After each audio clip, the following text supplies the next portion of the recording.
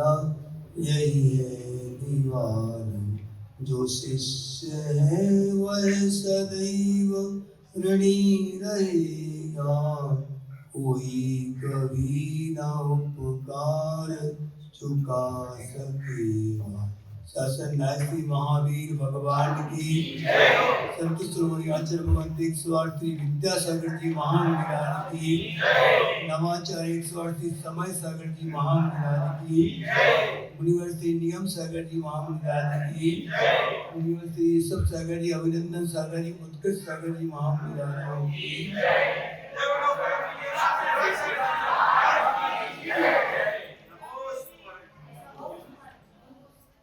आज के दिन जैसा कि महाराज जी ने बताया आपको भी कि जब केवल ज्ञान हो गया भगवान को और तीर्थंकर के पास क्षमता होती है, उनका वैभव अनंत होता है। तो कुबेर ने अपना काम किया, सोदरबिंद ने अपना काम किया, सब बड़ा समोसन तैयार हो गया, सब कुछ हो गया, पूरी सभा खचाखच भरी थी, पूरी रोज भरती थी। कितने दिन तक भरती रही सभा? 66 दिन तक कंटिन्यू सभा लगातार लगती रही, लेकिन एक भी दिन भगवान की दिव्य ध्वनि नहीं खिली। पहली बार ऐसा हुआ, 24 भगवान हो चुके थे, 23 उनके पहले, 23 भगवान के समोसन में जैसे ही समोसन लगता गणधर स्वामी आते और दिव्य ध्वनि शुरू हो जाती थी। लेकिन महावीर स्वामी एक ऐसे तीर्थंकर हुए हैं 24 में से जिनके साथ कोई दीक्षित नहीं हुआ। सोचो आप, कोई भी उनके साथ दीक्षित नहीं हुआ, एक भी मुनिराज उनके साथ दीक्षित नहीं हुए थे, अकेले मात्र महावीर स्वामी अकेले दीक्षित हुए थे। दोनों की उनको इतनी दिक्कत गई, इतना स्ट्रगल किया उन्होंने, क्योंकि उन्होंने ऐसे काल में जन्म लिया था जब हिंसा का तांडव सबके सामने प्रचुर मात्रा में था। इतना भयंकर वो बलि प्रथा उस समय थी, और यज्ञ जो होते थे हिंसक यज्ञ होते थे जिनमें पशुओं की बलि लगातार, इतनी भयंकर हिंसा होती थी कि लोगों की जो अहिंसक लोग जो थे उनकी आत्मा कांप जाती थी देख के तांडव हिंसा का। उस समय महावीर स्वामी ने दीक्षा ली, और जब दीक्षा जैसे उन्होंने दीक्षा ली तो उनको उनका उपदेश प्रमुख सूत्र क्या रहा? अहिंसा का सूत्र रहा उनका सबसे पहला सूत्र। तो उन्होंने अहिंसा के ऊपर जोर दिया, और ऐसा युग को पलटा उन्होंने पूरे युग के लिए कि उस समय वैदिक मान्यता वाले जो अहिंसक यज्ञ जो करते थे उनका आभास हो गया। पूरी पृथ्वी पे मात्र एक अहिंसा का साम्राज्य स्थापित हो गया था। ऐसे महावीर स्वामी ने जब दीक्षा ली, और दीक्षा लेने के पहले उनका थोड़ा सा प्रसंग बता दें कि जब माता त्रिशला, उनकी माँ का क्या नाम था? त्रिशला नाम था। तो त्रिशला माता एक बार श्रृंगार कर रही थी और अपने गजरे बाल में क्या लगा रही थी? चूड़ा लगा रही थी, गजरा बोलते हैं इसको, फूलों की सुंदर सुंदर लड़ी अपने बालों में लगा रही थी। और जैसे उनको देखा और पीछे महावीर खड़े थे, तो माँ ने कहा कि बेटा आजा, कैसी लग रही हूँ मैं? क्या बोला? कैसी लग रही हूँ? माँ ने पूछा बेटे से। तो बेटे महावीर थे वो, तो उन्होंने क्या बोला? माता तुम्हें देख के ऐसा लग रहा है कि तुमने अपने बालों में लाशों की माला लटकाई हुई है। कि लाश बोल रहे, इतने सुंदर सुंदर फूल तुम्हें दिख नहीं रहे क्या? माँ ये भी तो किसी की संतान है, ये भी तो वृक्ष को उत्पन्न होते, इनके अंदर भी जीव है, इनके अंदर भी एक इंद्रिय जीव विकास करने की क्षमता है, 4 प्राण इनके अंदर है, हमारे जैसे वो भी एक जीव है, उनको तुम अपने श्रृंगार का विषय बना रही हो। ऐसा इतनी करुणा उनके अंदर थी, उनकी जैसे ही दूसरों का दर्द देखते थे तो उनकी आंखों में आंसू आ जाते थे। इसलिए तो अहिंसा के अवतार वो कहलाते थे महावीर। तो अब जब महावीर स्वामी का समोसन लगा, 66 दिन तक कोई उनकी दिव्य ध्वनि को, जबकि ऐसा नहीं मुनिराज नहीं थे उस सभा में, मुनिराज भी थे, पार्षद भगवान से दीक्षित कई मुनिराज उनके समोसन में थे, आरिका में थी, सब कुछ था, लेकिन उनके विचारों को समझने वाला कोई एक शिष्य चाहिए, उसके लिए वो दिव्य ध्वनि रुकी हुई थी। क्योंकि गणधर स्वामी जो होते हैं, गणधर स्वामी जो होते हैं उनका वैभव विशाल होता है, 63 रिद्धियों के धारी वो होते हैं। जैसे वो दीक्षा लेते हैं 63 रिद्धियां एक साथ उनको उत्पन्न होती है। विशिष्ट वैभव उनका होता है गणधर स्वामी का।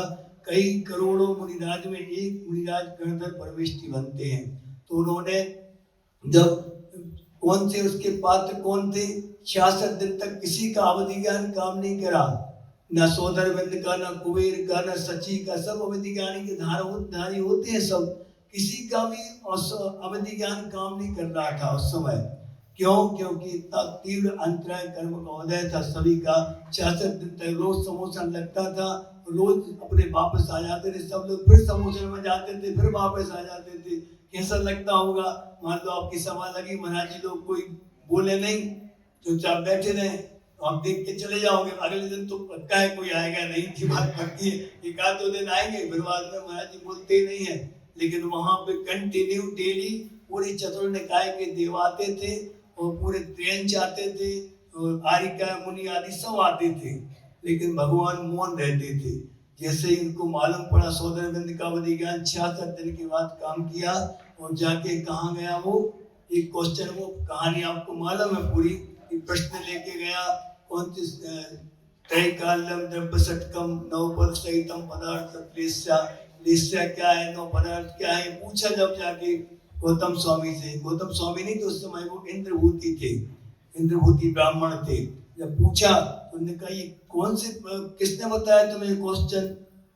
तो हमारे प्रभु ने बताया। कौन है तुम्हारे प्रभु? चलो शास्त्रार्थ करेंगे चल के। बहुत अभिमानी थे, चारों के पांचों भाई बहुत अभिमानी थे। तो इसके बाद जब वो आए समोसण में, तो जब सबसे पहले क्या देखा, मान स्तंभ। कैसे आए थे वो, कैसे गए अंदर?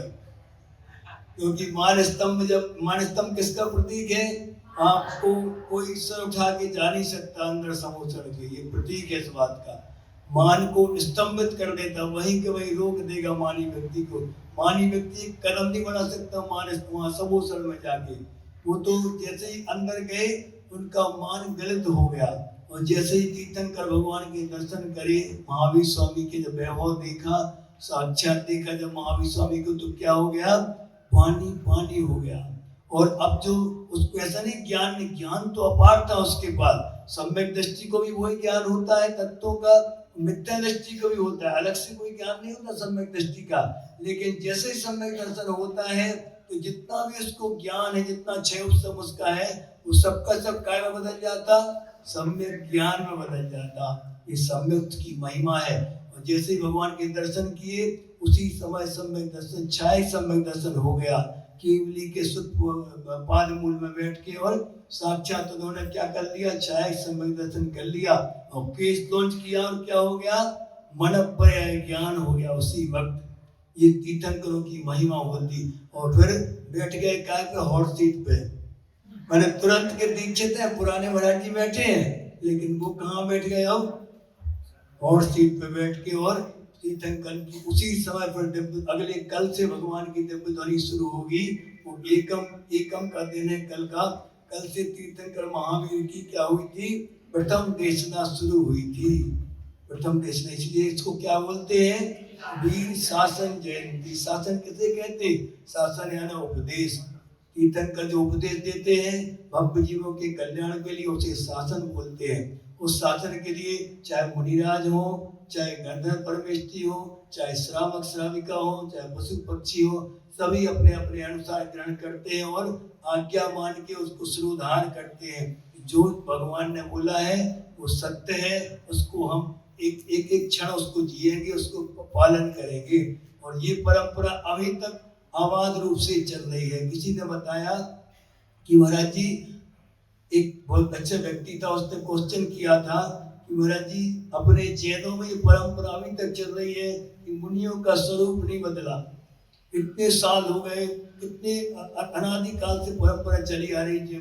ऋषभनाथ पहले मुनि हुए थे, उसके बाद से अभी तक ये अक्षुण्ण परंपरा चली आ रही कि मुनिराजों की एक लंगोट आ जाती बीच में। लोग बोलते महाराज जी लंगोट पहन लो, क्या जा रहा, हम धो देंगे, हम दे देंगे आपको 1000 लंगोट एक साथ दे देंगे, बदलते हो रोज। नहीं, इसमें दिगंबरत्व में कोई भी बाधा नहीं आई अभी तक। इतने सारे आचार्य, इतने सारे मुनिराज हुए, सबने इसी बीतरागी मुद्रा के साथ अपना कल्याण किया। और आज तक ये पंचम काल भी है तब भी यहाँ पे निर्बाध रूप से दिगंबर मुद्रा विचरण कर रही है आपके सामने। तो इसका कारण क्या है उसने पूछा। और श्रावक के जो 11 प्रतिमाएं जो होती हैं उसके अभी भी उसमें कोई दोष नहीं लगा, वो भी निर्बाध रूप से आज ज्यों के त्यों चल रही है। इसका कारण क्या है?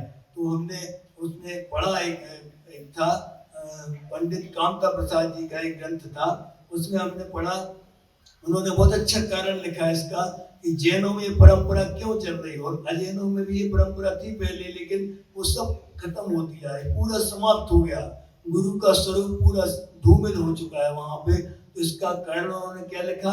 स्वाध्याय। ने क्या लिखा? स्वाध्याय जितना अनिवार्य मुनिराजों के लिए है, उससे कहीं ज्यादा अनिवार्य किसको है? श्रावक के लिए। क्योंकि इसका कारण क्या लिखा था कि मुनिराज स्वाध्याय करते रहेंगे और काल की परिस्थितियों को समझते रहेंगे, तो श्रावक अगर विचलित होता है तो मुनिराज संभाल लेंगे उसको। मुनिराज उपदेश देके, शिक्षा देके उसको संभाल लेंगे, अपने पद पे स्थापित कर देंगे श्रावक को। और मुनि अगर विचलित होने लगा तो कौन संभालेगा? श्रावक संभालेगा।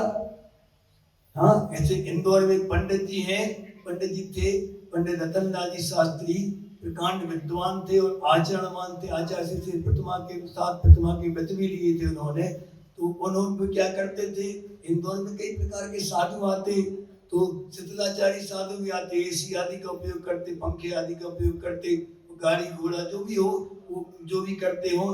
तो महाराज जी क्या करते, पंडित जी पूरी विनय के साथ उनकी नवदा भक्ति करते, आहार देते थे सबके सामने, पूरी विनय के साथ मस्तक नमा के आंसू बहा के उनकी भक्ति करते थे। और जब सब लोग चले जाते थे अंदर से दरवाजा लॉक कर देते और फिर महाराज जी की क्लास लेते थे अच्छे से। हाँ, प्यार से महाराज बोलते थे, भगवान आप हमारे लिए साक्षात तीर्थंकर के स्वरूप हैं, आपसे हम आपकी नवदा भक्ति करते हैं, हम सब कुछ देने तैयार हैं, मन वचन काय सब कुछ आपको निछावर है, लेकिन आप कृपया मूल आगम के स्वरूप से विपरीत मत जाइए। अगर आप विपरीत जाएंगे तो हम आपका कान पकड़ने के लिए भी हम स्वतंत्र हैं, हमें जिनवाणी ने अधिकार दिया इस बात का, हम ही संभालेंगे आपके लिए। अगर आप यहाँ पे अपने सही स्वरूप में रुकना चाहते हैं तो आपका स्वागत है, हम सब कुछ करेंगे आपके लिए। और अगर नहीं है तो समझ जाते महाराज जी, या तो सुव्यवहार कर देंगे वहां से उस मंदिर से, या फिर सुधार कर लेंगे। ये क्या कहलाते? श्रावक का स्वरूप है। अगर इसी प्रकार चलता रहा, ये आज अभी नहीं कब तक चलेगा, ये पंचम काल के अंत तक चलेगा। अभी मात्र 2600 साल हुए हैं, पंचम काल शुरू हुए 2600 साल मात्र। कब तक चलना है? 21,000 वर्ष। हाँ, 21,000 वर्ष तक चलेगा ये पूरा पंचम काल। तब तक क्या रहेंगे? दिगंबर मुनि भी रहेंगे, आरिका भी रहेंगी, ये लक्षुल्लक और प्रतिमाधारी श्रावक सब कुछ रहेगा, ज्यों का त्यों चलता रहेगा। थोड़ा ऊंचा नीचा होता रहेगा लेकिन एक चलता रहेगा। आचार्य भगवान आज के दिन बहुत विशिष्ट प्रवचन देते थे, दूर दूर दूर देशों के लोग आचार्य के दर्शन करने आते थे। गुरु पूर्णिमा का बहुत बड़ा महत्व है, क्योंकि अब आजकल देखने में आ रहा है कि अब देख, एक हमें उदाहरण आया था विचार में कि आचार्य भद्रबाहु स्वामी हुए आज से 2000 वर्ष पहले। भद्रबाहु स्वामी ने किसको आचार्य बनाया था? किसको बनाया था आचार्य? गोवर्धन स्वामी को।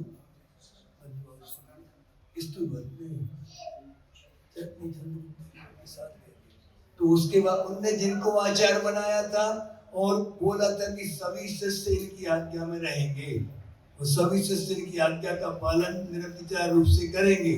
ऐसा कह के एक बार बोल दिया, अपने सन्यास लिखना के लिए वो अकेले चले गए। और उनके साथ कौन गए थे? मात्र चंद्रगुप्त मौर्य गए थे, बस मात्र चंद्रगुप्त सागर गए थे और उनकी निर्बाध रूप से संलेखना करवाई। उसके बाद 24,000 मुनिराजों का जो संघ था एक छत्र शासन में चला, एक गुरु की आज्ञा बिल्कुल। क्योंकि गुरु का हमने बताया कई बार, बताया, अभी मौका मिलेगा कभी चतुर्मास में क्लास आदि में तो बताएंगे कि आज्ञा का क्या महत्व है। अपने इसमें क्या होता है कि शिष्य को अपने मन की करने का मौका नहीं मिलता। आचार्य जो बोलेंगे, जैसे हमने इस संघ में देखा महाराज जी लोगों के लिए कि बिना पूछे एक से दूसरी कॉलोनी में नहीं जाएंगे। बिहार यहाँ आदि तो छोड़ो, पंच कल्याण विधान तो छोड़ दो, यहाँ से अगर मान लो सुसगांव जाना है तो पूछ के ही जाएंगे। दो दो डबल डबल पावर है इनके ऊपर। कौन कौन से? एक तो निर्यापक समाधि नियम सागर का पावर है और उसके ऊपर आचार्य श्री समय सागर जी का पावर है। डबल पावर वाली गाड़ी है ये। इसलिए जो भी शिष्य गुरु की आज्ञा में रहते हैं, जो भी तप करते हैं गुरु की आज्ञा से करते हैं, जो भी स्वाध्याय करते हैं आचार्य की आज्ञा लेके करते हैं, उनका जीवन उन्हीं की समाधि अंत में हो सकती है। वरना बिना गुरु आज्ञा में जो जीवन बिताते हैं उनकी संलिग्न समाधि भूल जाना कभी होगी, कभी नहीं हो सकती। जब तक आप बड़े लोगों का या बड़े आचार्यों का आशीर्वाद नहीं लेंगे कोई भी कार्य के पहले, तो आपको सफलता किसी कीमत पर नहीं मिलेगी। इसलिए हम श्रावकों से भी बोल रहे हैं आज के दिन कि आप जो भी व्रत नियम आदि लेते हैं, उपवास आदि छोटे छोटे नियम भी लेते हैं, तो बिना गुरु आज्ञा के कभी नहीं लेना। ले भी लो, मान लो शंकर जी आने जाते हैं तो लिया तो महाराज जी के पास आके उसको फाइनल कर लिया करो, क्योंकि मुनियों के गुरुओं के आशीर्वाद से व्रत नियम आपके निर्दोष रूप से आसानी से हो जाएंगे, कोई बाधा नहीं आएगी धर्म ध्यान में। इसी प्रकार सबके जीवन में गुरु की आराधना बनी रहे और हम सब भी ये कामना करते हैं कि जैसे आचार्य ने अपने देह नश्वर देह को त्याग किया, उसी प्रकार हम लोग भी संलिग्नता की ओर बढ़ सके और अपने जीवन में ये समाधि की सुगंधी हम लोगों के जीवन में भी आए और आगामी जीवन सबका सिद्ध सलाह में बीते। ऐसे कामना के साथ आचार्य भगवान श्री विद्यासागर जी महामुनि राज की, बोले परम पूज्य मुनि श्री स्वर्गीय राज सागर जी महाराज की।